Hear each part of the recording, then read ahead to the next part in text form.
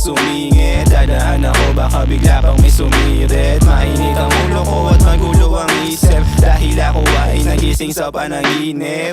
Delikado to kapag hindi tinao, pagkapakamali baka gumalaw yung baso. Sabi mo noon na ilang paso, kaso lang nandito na ako, kaya sampalin sa mukha mo.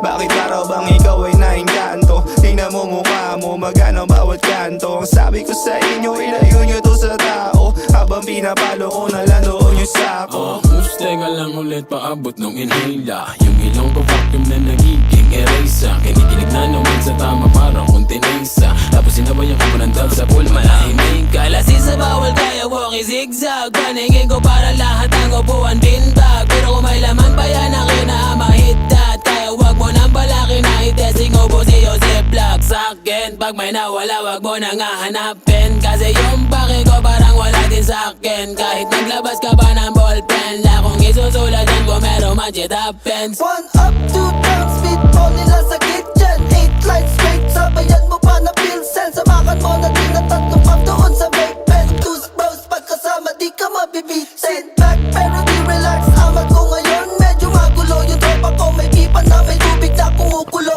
Kahit pa inaalok, ayoko nyan, pero di ibig sabihin yan di kaya sabayan. Kahit na ano pa yan, akin na yan, aabo yan. Dakan-dakan ng itit, sabay bukas sa harapan. Pupulap doon sa hood mo, lakad kayo nagsitakuhan nung pinaulanan. Teka lang pare, wag ka muna na sumingit. Dadaan ako, baka bigla pang may sumirit. Mainit ang ulo ko at magulo ang Ubus kayo isip, apat, no? dahil ako ay nagising sa panaginip.